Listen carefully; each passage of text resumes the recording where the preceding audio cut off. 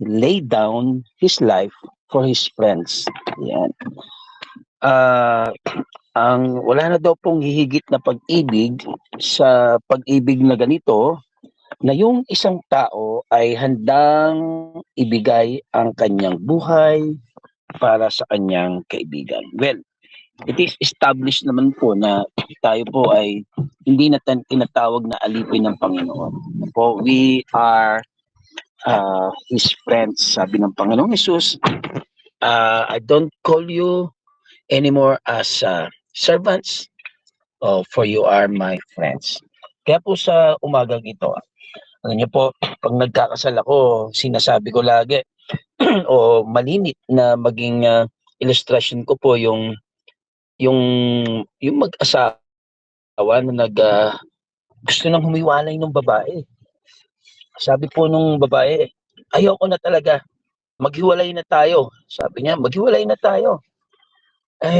Sabi ng lalaki, nagtataka siya dahil okay naman yung samahan nila. Ang sabi ng lalaki, bakit ba? Sagot ng basta hiwalay na tayo. Kalimitan po, mga ganyan no? Pero sabi ng lalaki, di ba, ibinigay ko sa'yo lahat. At minamahal kita, alam mo yun, sabi niya. Sabi po nung babae, hindi mo ako mahal. Dahil kung mahal mo ako at buong buhay mo kaya mong ibigay sa akin, bakit ang sweldo mo hindi mo maibigay ng buo? Yan, yun pala yan. Ang dami minamahal kita ng buong buhay ko, buong puso ko, and yet, yun nga namang sweldo, hindi maibigay ng buo. Naku, may mga nakaka-relate siguro dito. Although, pananaw yun ng babae sa kwento. Ano po? Pero, papakita ng isang ilustrasyon na dapat po ay may patunay ang pagmamahal. Ano po? Sa panahon ngayon na napakababaw ng relationship, ang daming friends, hindi naman kilala. Sa Facebook yon, di po friends, hindi naman kilala, nagpa-friend request pero may ibang mga motibo. Kaya panahon din ito ng mga unfulfilled promises. Ang daling mag-promise, magbabayad ng utang, bibili ng ganito, hindi naman natutuloy kasi nga very shallow, napakababaw po nung love na meron. Alam niyo po, maaaring natatawa tayo minsan sa mga sitwasyon, pero ito'y gawa ng kalaban na pinabababaw yung salitang friendship, yung relationship ng love, ano po. Kaya sa umaga pang to, let us be reminded ng pinakadakilang pag-ibig. Sa ating teksto, comparative lang yon. Pero yung kung ating babasahin, reading between the lines, wala nang hihigit pa. No? So, no greater. Greater lang sa English. Pero sa Tagalog, wala nang hihigit pang pag-ibig dito na ialay ng isang tao ang kanyang buhay para sa kanyang mga kaibigan. Para sa kanyang kaibigan. Yung kahandaan. So, yung greatest expression ng pag-ibig ay ibigay yung sarili para sa iba. Sapagkat ang isang tao na handang ibigay ang kanyang buhay para sa kanyang mga kaibigan ay hindi maaring magsinungaling. Pag sinabi niya yon na I love you, buo man yung sweldo o hindi, alam yan nung tao na pinag-aalayan, alam yan nung kaibigan, alam yan nung asawa na mahal nga ako ng taong ito for someone na handang ibigay ang kanyang buhay kahit kailan hindi niya magsisinungaling when it comes to loving. So, bakit po ganito? Bakit pinakadakila yung pag-ibig ng isang kaibigan na may kahandaan yung may kahandaan na ibigay o ialay yung kanyang buhay. Bakit po? Tingnan po natin. Una, dahil yung willingness na ibigay ang buhay, ito yung greatest proof. Yan. Ito yung greatest proof ng ng sincerity and intensity ng affection. Kung hihingi ka ng isang bagay sa minamahal mo na patunay, sa kaibigan, sa asawa, sa sa kamag-anak o sino man, kahit sa pastor, pag nahalata mo ang taong ito at napatunayan mo na handa niyang ibigay ang buhay niya, well, hindi ka na magtataka sapagkat yun ang pinakadakila, pinaka-sincere, pinaka-intense na pruweba, ano po, ng pagmamahal. So, yung baka may nanonood po diyan, sige para matulungan kayo, wala ng pinakadakila ang pag-ibig na ito ng isang kaibigan na handang ibigay ang kanyang buhay kapag, dahil yung kahandaan, dahil ang kahandaan para ialay ang buhay ang pinaka-sincere, pinakatapat at pinakamatinding patunay ng pagmamahal. Alam niyo po, pagka sinabi kong mahal ko yung isang tao, pero hindi ko naman kayang ibigay yung kung anong meron ako, comfort, silver or gold, hindi po totoo yun. Ano po, para yang yung isang Kristiyano, may kwento po uli ako. Sabi nung sabi niya sa Panginoon, "Lord, mahal na mahal kita. Iniibig kita." Kinote pa yung Deuteronomy chapter 6 verse 5. Love the Lord your God with all your heart, ano po, strength and might and your soul, ayan. Ano po, Deuteronomy 6:5. Sabi ng God, "Totoo bang mahal mo?" "Opo, Lord, ano mang hingin mo, ibibigay ko sa'yo." Sabi niya, "Yung kotse mo, handa mo bang ibigay sa akin?" "Opo, Lord, ibibigay ko sa inyo." Yung bahay mo?" "Opo, Lord, ibibigay ko sa'yo." Yan. Nakita ng Panginoon yung may tatlong biik do sa ilalim. Alam niyo sa bukid yung mga biik na do'n lang sa ilalim ng bahay, sa silong kung tawagin. Sabi ng God, yung tatlong biik na yon, handa mo bang ibigay sa akin?" Sabi nung Kristiyano, "Ay wag po, meron ako niyan, eh." Ayan, minsan ang dami nating sinasabing proof, i ang buwan, pati ang araw ibibigay, mga bituin ay susungkitin, pero yung meron tayo hirap tayong ibigay. Pero alam niyo po sa isang tao na handang ialay ang kanyang buhay, maging sa Panginoon man o sa kapwa niya, he would not withhold anything. Kaya nga sabi ni Apostol Juan sa kanyang aklat sa unang Juan 3:18, "Mumunti kong mga anak, huwag tayong magsiibig ng salita." Ako, ah, ayaw ni Sister Beverly at ng sino man sa atin dito na umiibig lang sa salita. Ni ng di laman, kundi ng ano daw po, kundi ng gawa at katotohanan. Ayaw natin yung sa mga asawa natin, sa mga anak natin na sige lang, pamisa-misan mabobola tayo na love nila tayo. Oo, sige mahal niyo, but we need proof. Amen? And the greatest proof ng greatest love ay yung ialay ang buhay para sa iba. Yun ang sincerest, yun ang most intense na proof ng love. Kaya greatest yung pag-ibig na handang ialay ang buhay para sa iba. Gayun din po, ikalawa, yan, makikita po natin na yung pag-ibig at yung self-denial o yung pagtanggi, yan, para doon po sa nagnonood. Yung pag-ibig at yung pagtanggi ay sa sarili ay hindi mapaghihiwalay. Po, yung pag-ibig at yung pagtanggi sa sarili ay hindi mahihiwalay. Ano bang ibig sabihin ng self-denial? Yan, sabi ng Panginoon sa kanyang salita sa Lucas 9:23, at sinabi niya sa lahat, "Kung ang sinumang tao ay ibig sumunod sa akin, ay tumanggi sa kanyang sarili, at pasanin sa araw-araw ang kanyang krus at sumunod sa akin. Yan. Ano po, sabi ng salita ng Diyos, if anyone, ano po, if any man will come after me, kung susunod sa akin ng isang tao, let him deny himself. Dapat daw po matutong tanggihan ang sarili. For we cannot love someone or even God, we cannot love Him fully or someone yung kung hindi natin kayang ibigay ng buong buo. At kagaya nga nung ating illustration kanina, ang gusto ng asawang pruweba ay buong sweldo para maniwala siyang buong buhay ay ibibigay. Alam niyo po, if we cannot deny ourselves, yung ating pleasure, biruin niyo, hindi ko po alam kung sino dito, 24 hours. Ito'y ginagawa nila para sa Panginoon.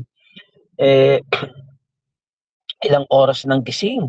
Ano po, nagising ako kanina mga 5, naka-green na yung ating group. Ibig sabihin ay may mga naka-online, tapos may note pa yung ating hindi agad ako nakapasok kasi po pinagpalit ko ng SIM card tong tablet tsaka tong iPhone ko. Dahil lobat itong iPhone, naiwan ko sa church yung charger ko po. So yun, ano po, if we love, we deny ourselves. Pag sinabi nating minamahal natin ang Diyos, we deny our own pleasure. We deny yung ating posisyon. Ano po? We deny yung comfort natin. Yun ang sabi ng Panginoon we cannot just follow Him. Kailangan sa pagsunod sa Kanya, merong hinihingi ang Panginoon. Talikuran ng sarili, buhatin ng krus, at saka lang tayo po pwedeng sumunod. So if you can imagine, wala palang Kristiyanong sumusunod kay Jesus na walang dala, na walang iniwan. May iniiwan, ang dating sarili, ang dating mga gusto nito. Amen? Kiruin nyo kung kayo pa yung dati na lang telenovela, Korean novela na ni lately, hindi niya maiiwan because we cannot deny ourselves. Hindi tayo makasusunod talaga sa Panginoon. Kaya napakahalaga po na yung pinakadakilang pag-ibig is yung handang ialay ang kanyang buhay. Yun ang pag-ibig ng Panginoon sa atin. At yun ang pinararating at nais din ng Panginoon na gawin natin. Bakit po? Again, sapagkat yung pag-ibig at pagtalikod sa sarili ay hindi maiiwan. Ang Panginoong Hesus sa Pilipos 2:6-7, sabi po doon na siya bagamat nasaan yung Diyos, ay hindi niya inaring isang bagay na nararapat panangnan ang pagkapantay niya sa Diyos. Hindi niya inangkin yung pagkapantay sa Diyos. That's self-denial. And then, kundi bagkus hinubad niya ito at nagkanyang alipin na nakitulad sa mga tao. Meron pa bang hihigit na pagtalikod sa sarili dito na ikaw na isang milyonaryo, bilyonaryo, may-ari ng pinakamalaking kumpanya tapos mamumuhay ka hindi lang para sa content, hindi lang para may ma-vlog, yan ang nangyayari ngayon pinapababaw nga ng mundong ito yung pag-ibig Hahanga tayo dun sa wow, yung tumira ng isang araw na mahirap, yung mayaman sa mahirap. Hindi po, ang Panginoong Hesus, He left heavens. Iniwan niya yung kalangitan, iniwan niya yung napakagandang environment, yung perfect environment. Iniwan niya ang presensya ng Ama. That's self-denial. Hinubad niya ang kanyang pagka-Diyos. That's self-denial. Isinantabi niya ang kanyang pagka-Diyos. Yun ang ibig sabihin po. No? Because He loved us. Inibig niya tayo ng pinaka-dakilang pag-ibig. Yung pong isang tao na umiibig, i-deny niya ang sarili niya. Even his safety.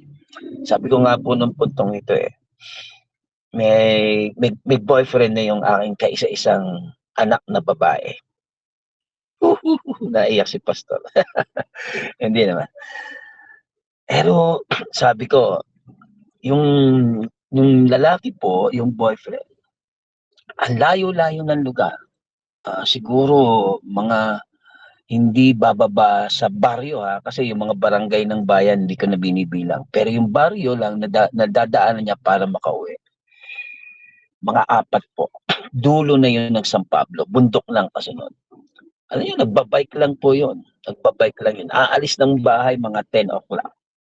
Kasi late na umaawa sa trabaho, kaya hinahayaan na lang namin na kung gabihin man minsan. Pag araw ng Martes ang schedule. Magba-bike po yun. Eh, gaano katindi yung mga dinadaanan ng lugar. May mga danger, may mga pwedeng siyang kung tawagin makursunodahan, alam naman natin ang panahon ngayon. Pero ginagawa niya po yun. And hopefully dahil mahal na mahal niya nga ang anak ko. Pero alam niyo po, purihin po ang Panginoon kapag in love, no? We deny ourselves. Baliwala yung ano yung safety. I remember po, nung ako ay president ng student council, in love po ako sa tao Sabi ko nga, kaya ako na-inlove ako sa Diyos at sa kanyang mga tao. Nagkagulo po dun sa college namin. Pinakamalaking school po yun dito sa Pablo. Libo po ang estudyante. Nagkagulo yung dalawang fraternities. Kita ko sasaksakin yung isa kong kakilala. Estudyante rin po nung school. Siyempre, under ko. Naku, niyapos ko po yun. Niyapos ko yun. Buti naman nung makita nung sasaksak na niyapos ko yung gusto niya saksakin talaga, hindi niya itinuloy. Pero napagalitan ako ng presidente ng college, may-ari ng school. Ba't ko daw ginawa yun? Well, alam niyo po, napakasimple lang pa noon. Pero yung Panginoong Hesus, how hard it was for God the Father na nagpaplano sila na gumawa ng tao, pero alam niya it will cost the life of His Son, His only Son. Gaano katindi kay Jesus yun? Para may idea tayo, nung nasa Gethsemane siya, sabi niya, let this cup pass. Diba? Kung maaari po, huwag niyang danasin yun. Ganun katindi yun. In His full humanity, setting aside His being God, looking to the future, kita ni Jesus kung gaano katindi ang mararanasan niya. And yet, itinuloy nila ang plano na ito. Sabi ko nga, kung kayo'y mag-aasawa, tapos later on, kita nyo na pag nagkaanak kayo, mawawala yung anak ninyo sa inyo. Pagdating niya ng, kunyari, edad 7, itutuloy nyo pa ba? Or it may cost the life of your wife kung ikaw yung husband. Itutuloy nyo pa ba? Pero hindi Before the foundation of the world, hindi pa nilalalang ang mga tao. God has already planned it. Gaano kasakit yun? So, talagang nagpapakita na maraming tinalikuran, maraming inihanda para alisin o i-deny ang Panginoon para sa atin. Why? Because yung greatest love ay nasa Kanya. So, ganyan din po, makikita po natin, ano ba yung pag-aalay? Siyempre, ito na yung ultimate, death, kamatayan. At bakit pinakadakila yung handang mag-alay ng buhay para sa Panginoon, para sa kapwa, para sa mahal natin? Because ang kamatayan ay higit na mataas kahit sa anumang gawain. Name it, everything na expression, na mag-express ng pag-ibig, death ang pinakamatindi. death, yung kamatayan ng pinakamataas. Ano po? Higit ito kasi once lang 'to, eh. Wala namang tayong siyam na buhay katulad ng pusa. Sabi nila na, "Oh, sa'yo lang yung isa." 'Di ba? Alam nung mag-aalay, alam ni Rizal, alam ni Bonifacio, alam ng mga, eh, si Nino, pinatanggal lately yung February 25 kaya nagkabiglaan. Ang daming akala, holiday biglang pinatanggal ni BBM. Pero alam ni Ninoy yung documentary, alam niya mamamatay siya, mag-aalay siya ng buhay. Yung kaisipan na gano'n, okey lang kung may dalawa o tatlo akong buhay, ibibigay ko yung isa, eh. Pero isa lang po ang buhay. Bakit pinakadakila yung kamatayan, yung pag-aalay ng buhay? Kasi kung willing kang ibigay ang iyong buhay, ano pa bang hindi mo kayang ibigay? Kapag napatunayan mo sa asawa mo na kaya mong harangin yung bala para sa kanya, hindi yung katulad ng mga napapanood natin sa YouTube na nauna pang tumatakbo yung lalaki sa mga pranks, iniiwan yung mga jowa-jowa o mga asa-asawa, boyfriend and girlfriend, 'di ba? Pero 'pag napatunayan mo sa isang tao, ah, ipagpapatayan ako nito. Merong kaibigan si Lebron James, lagi niyang kasama. Simula nung bata pa, milyonaryo na rin po ngayon. Why? Kasi napatunayan ni Lebron James na nung mahirap pa si James, nung hindi pa sikat si Lebron James, NBA player po 'to, pinagtatanggol na siya sa bullying, sa pambubully ng ibang mga tao. Kaya ngayon, walang trabaho itong lalaking ito kundi samahan niya si James. Mas malaki pa si James sa kanya, pero siya pa rin ang bodyguard ni James. Why? Napatunayan ni James na kaya niyang ibigay ng kaibigan ito ang kanyang buhay para sa kanya. If you're willing to give your life, ano pa yung hindi mo kayang ibigay? Sabi ng Panginoon o sa pamagitan ni Apostol Pablo sa Roma 8:32, siya na hindi ipinagkait ang kanyang buhay, siya na hindi ipinagkait ang kanyang sariling anak, referring to God the Father, kundi ibinigay dahil sa ating lahat, para sa iyo, para sa akin. Bakit hindi naman niya ibibigay sa atin ng walang bayad ang lahat ng mga bagay? Wow! Kung yung pinakadakilang regalo na ibigay na sa'yo, pagdududahan mo pa ba yung tao? Kung napautang ka nga ng 1,000,000, pagdududahan mo ba na kaya ka niyang bigyan ng kahit 5,000 lang, 1,000?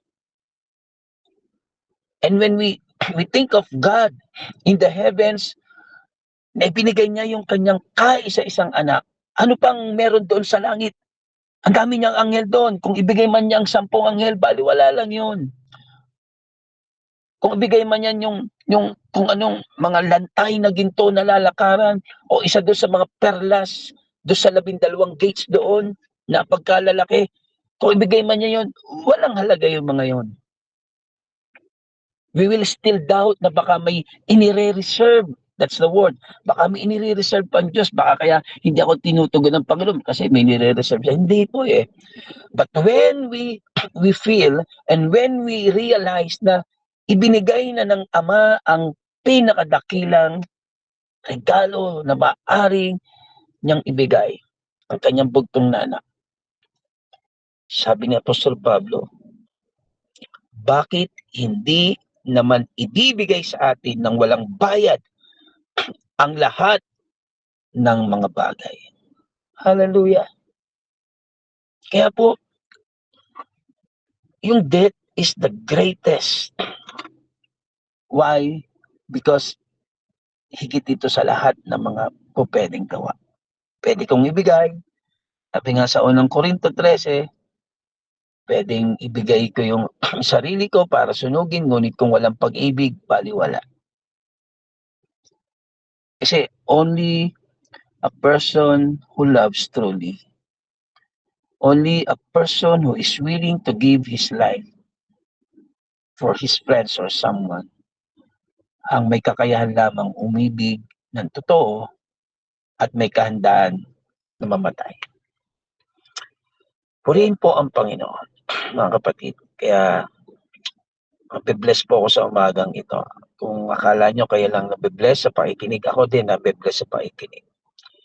Pinakadakila ang pag-ibig na ito, sabi sa ating teksto, walang may lalong dakilang pag-ibig kaysa rito, na ibigay ng isang taong kanyang buhay dahil sa kanyang mga kaibigan.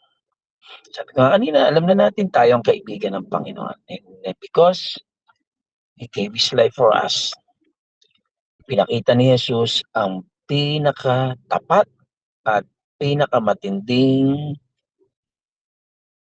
pruweba o patunay ng pagmamahal. Pinakadakila yung pag-ibig na iaalay ang sarili para sa iba sapagkat alam natin na yung pag-ibig at yung pagtalikod sa sarili ay hindi may paghihiwalay.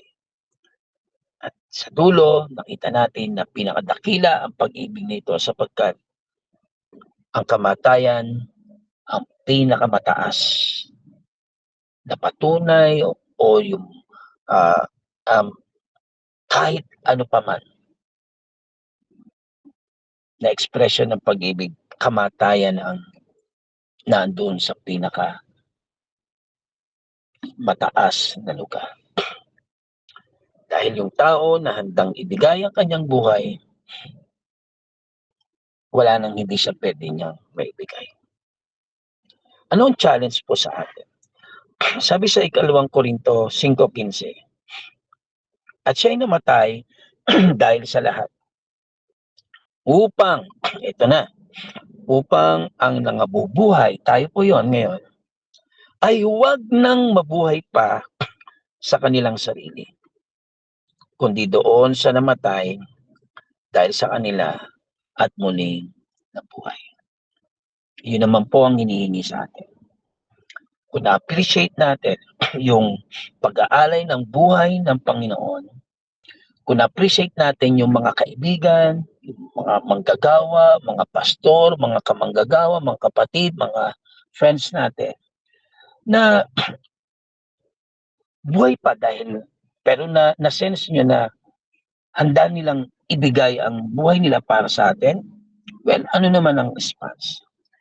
Sa Panginoong Hesus, ang response dapat natin upang tayo na nabubuhay ay huwag nang mabuhay para sa ating mga sarili. Para kanino daw po dapat tayo nabubuhay? Kundi doon sa namatay dahil sa kanila at muli nabuhay. Mga kapatid, salamat po sa Panginoon sa umagang ito. It's a great morning to be of fellowship sa mga tao na nagmamahal sa Panginoon who are willing huwag na munang mamatay dahil mas gusto ng Panginoon ayon sa 2 Corinthians 5:15, mabuhay tayo para sa Kanya. Ibig sabihin, kung willing akong mamatay para sa Panginoon, dapat nabubuhay ako. Hindi lang willing, maraming willing eh. Willing tayo mamatay, pero ang patunay noon, nabubuhay tayo para sa Kanya. Maraming salamat po sa umagang ito, sa pagsasama natin at sa pakikinig. Tapoy manalangin. Salamat po, Panginoon, sa iyong kagandahang loob. Salamat po, O Diyos, na ikaw ang siyang nagpala sa umagang ito. I pray, Father God, na i-sustain mo po ang kalakasan ng mga kapatid na maaaring iba wala pang tulog. Sustain niyo po ang kanilang physical, emotional, and mental strength, Father God. And hayaan mo po na yung desire ng puso nila na sa amin while we do this ay makita mo po at ayon sa iyong kalooban ay ipagkaloob mo po ang mga bagay na hinihingi, hindi lang finances, hindi lang healing, kundi yung paglakas ng aming pananampalataya. For by fasting, you empower us. Patuloy niyo po kaming samahan at patuloy na pagpalain ng lahat ng naririto sa room na ito. Maraming salamat po sa iyo ang pinakamataas na papuri at pagsamba sa pangalan ni Jesus na aming Panginoon. Amen. Amen. Maraming salamat po. God bless you. Amen. Maraming salamat po, Pastor Tito, sa mapagpalang mensahe na inyong naibaba buhat sa ating Panginoon. Patuloy po kayong pagpalain ng ating Panginoon. Amen po at patuloy na ingatan.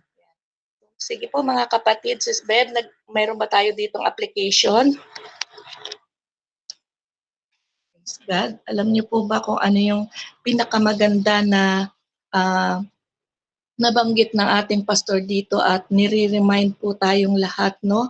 Napaka pinagpala po talaga tayo dahil sa umaga pa lang at unang araw ng Marso ay talagang tinatagpo na agad tayo ng Panginoon kung ano yung mga dapat natin, sabi nga, ay lakaran sa buwan na ito, no po? At ito po ay ang buhay, no? Yun nga na naging ano dito yung paano ba ng Panginoon na ipagkaloob yung kaisa-isa niyang anak. Although na, oo, nandun na nga naibigay na nga ng Panginoon yung kaisa-isa niyang anak. Pero may mas mahalaga pa po doon na dapat natin talagang bigyan ng pansin at pahalagahan. At ito po is yung buhay ng kanyang anak, no? Talagang sabi nga, yung ba, minsan ba'y naisip po natin ito sa ating mga sarili? Di ba po, may mga pagkakataon na tayo like yun nga, nagla-love gift tayo, sabi nga gano'n. Yun bang nagla-love gift tayo, sabi nga ganoon ay naisip ba rin ng mga tumatanggap na ito bang binigay sa akin ng kapatid na ito ay ilan kayang tinapay ang gusto niyang kainin para lang maibigay niya sa akin ito. So, dapat po yung pagtanggap natin ay mayroon din tayong malalim na ano or pinaka the best na mararamdaman doon sa ating tinatanggap. So ano pa kaya ang Panginoon, di po ba? So talagang dapat laging tatandaan natin na kaya tayo ay binibigyan dahil mahal tayo unang-una ng ating Panginoon, di po ba? Kaya sabi ko nga, oo nga no, so kung halimbawa na mayroon tayong bagay sa buhay natin, hawak, no? Naisip ba natin ito na ito yung piliin natin para maipagkaloob sa kung kanino man, di po ba? Madalas hindi naman po yun ang ginagawa natin, di po ba? Kahit tayo ay mga Kristiyano na, ako po ay talagang naranasan ko na itry lang mga kapatid nung mga panahon na kami ay talagang dapang-dapa at biglang binigyan ng pagpapala ng ating Panginoon. So nakapix po yung isip ko doon sa mayroong takot. Alam niyo yung pagtanggap ko ng blessing ngayon, mayroong akong naramdaman na takot na ang naisip ko po agad doon ay hindi kaya ito pain. Alam niyo po yung ganun. Bago pa lang ako noon mananampalataya mga kapatid eh na ano ko yun sa sarili ko, naitanong ko po yun sa sarili ko. Alam niyo po ba na hindi ako nang hinawa na ipagkaloob lahat yun, simot. Talaga pong, alam niyo po kung ano yun po yung unang-unang sweldo ng asawa ko nung siya ay nag-abroad. Yun po ay unang sweldo ng asawa ko, ang amount po nun is 50,000 na kung tutuusin wala po siyang naiwan sa aming panggastos, puro ako po ay nangungutang lang ng pangsaing namin noon. So ibig sabihin umalis ang asawa ko, nabaon kami sa utang. Pero yung unang-una po na yun, napadala ng asawa ko na hindi ko pa nararanasang humawak ng isang bagsak na ganong halaga, mga kapatid. Talaga pong inubos ko yun, namili po ako ng Bible para ibigay sa mga kids kasi noong mga panahon na yun, ang aking anak na panganay ay Sunday, ano po yan, school teacher ng mga bata.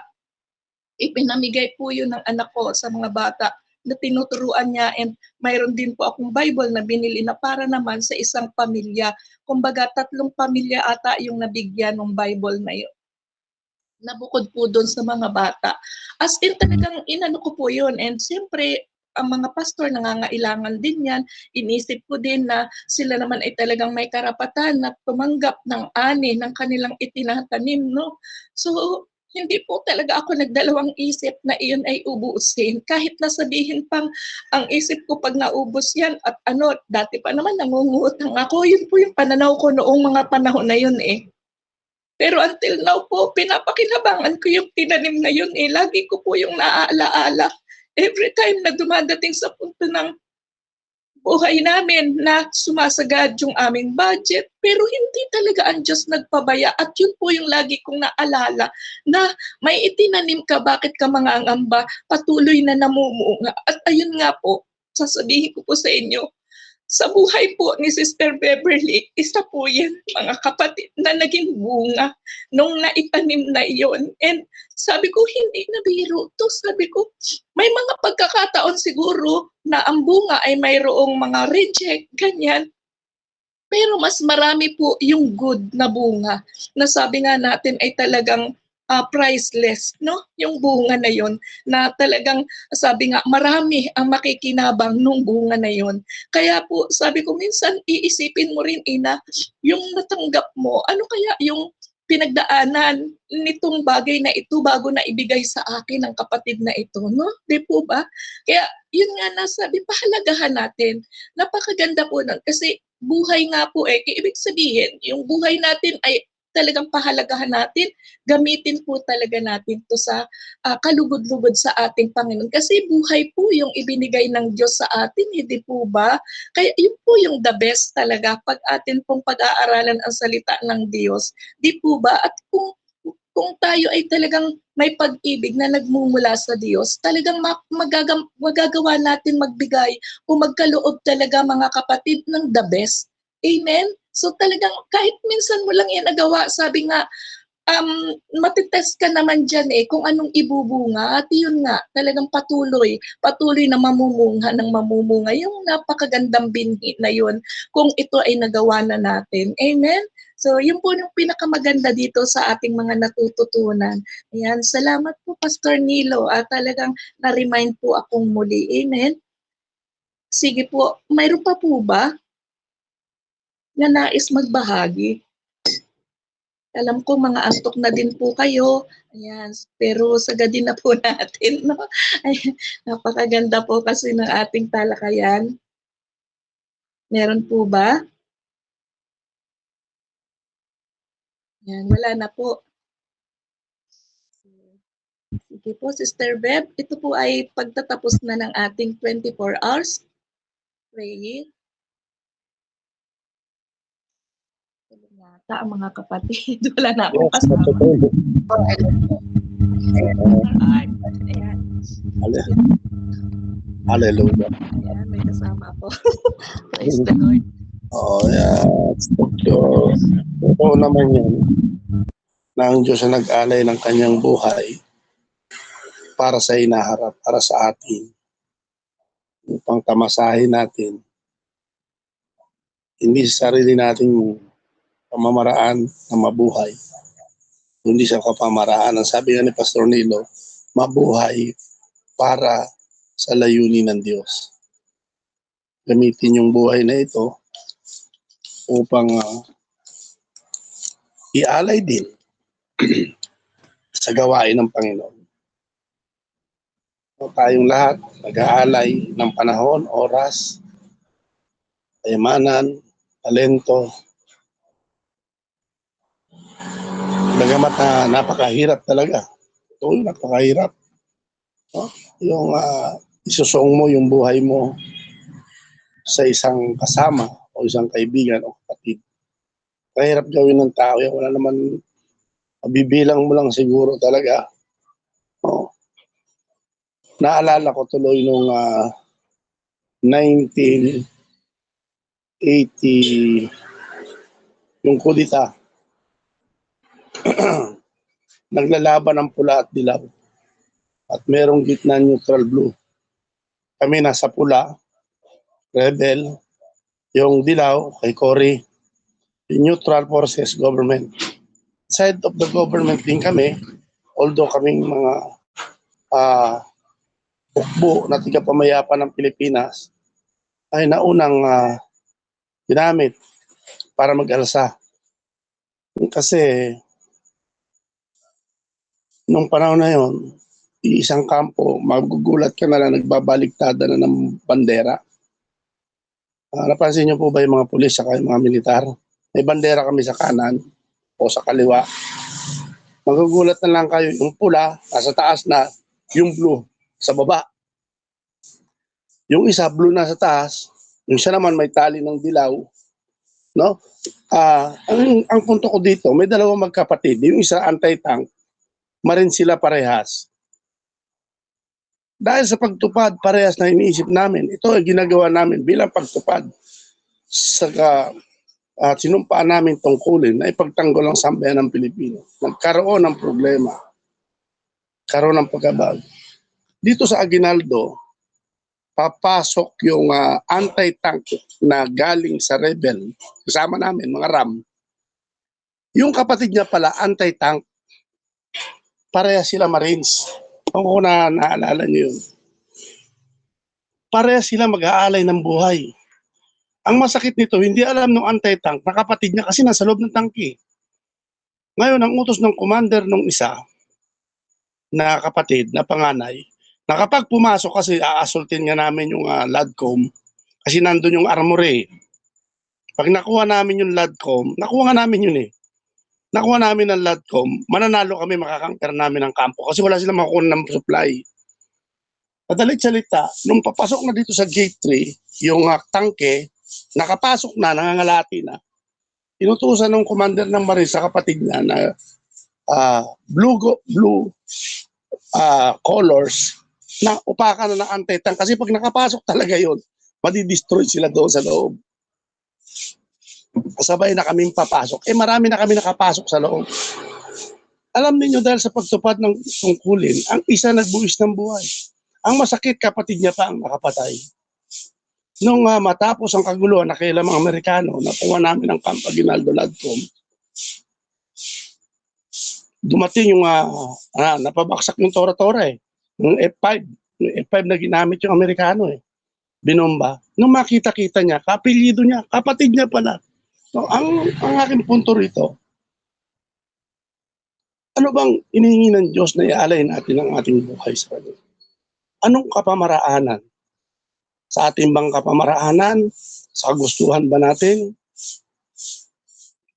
Dahil tayo ay mga lingkod ng Diyos at mga anak ng Diyos at nilikha ng Diyos? O sa kapamaraanan ng Diyos? So, maaaring mali ang kapamaraanan ng kapatid sa pagtupad ng tungkulin. Ganon din ang isa. Pero nagbuwis ang isa ng buhay. Parehas ang prinsipyo, ipagtanggol ng sambayan ng Pilipinas. Sa pagtupad natin ng tungkulin at pag-aalay natin ng buhay, may panuntunan din ng Diyos. Katulad na banggit ni Pastor Nilo kanina, kung alam ba natin na magbubuwis ng buhay ang ating anak, ipasisilang pa ba natin o magbubuwis yung magulang? Magkakaroon tayo ng alinlangan, pero ang Diyos na ito, no? Tama. Alam niya. Is a part of the plan. Masakit man para sa atin. Pero sa Diyos, pinamakasakit din yun, anak niya. Kaya sa kagustuhan na tayo maligtas at magkaroon ng buhay na walang hanggan, tinuloy niya. Tinuloy niya. Kaya naging dakilang handog, sabi dito sa kasulatan, hindi niya na ibig ang handog ng kasalanan ng mga hayop, kung hindi ang kanyang sariling anak, na siyang katuparan ng kasulatan. Masakit man sa kalooban ng Diyos, subalit kasama sa plano yun. No? Maaaring sa tao, hindi niya gagawin yun. Pipiliin niya yung isa, mas mabuti para sa kanya.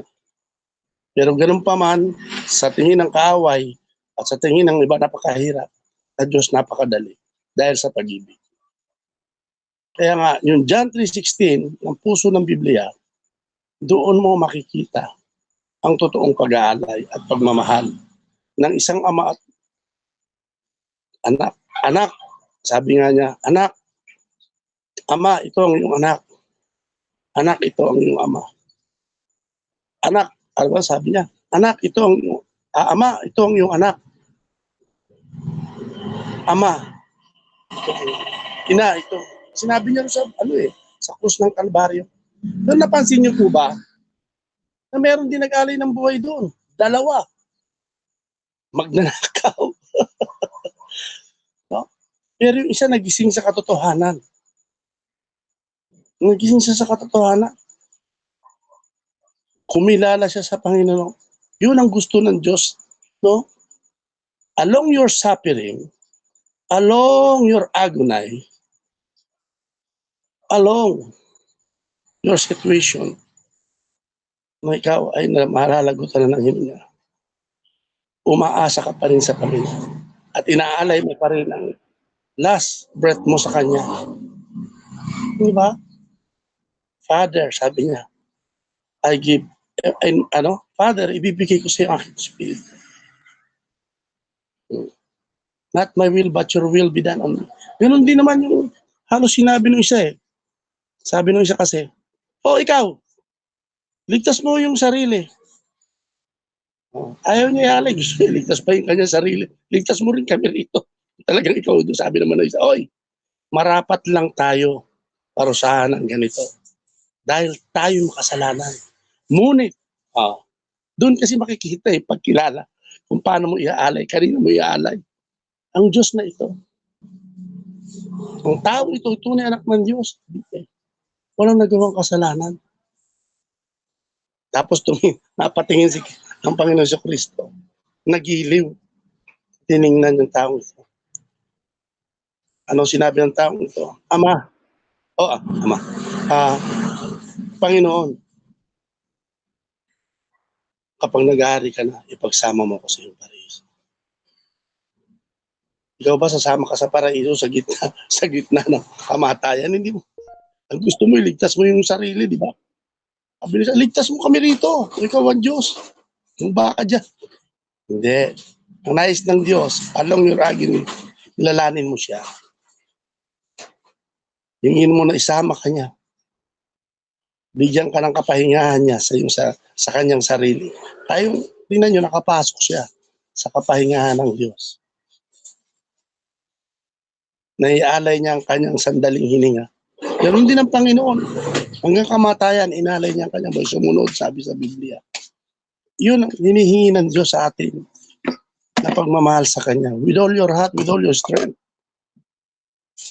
With all your lahat, ibigay mo na sa Kanya. Yung panahon na hirap ka na, ibigay mo sa Kanya. Yung buhay mo. Isama mo na ako sa, di ba minsan sabi ko, isama mo na nga ako. Hirapan ako dito sa lupa. Diba? Sometimes nasasabi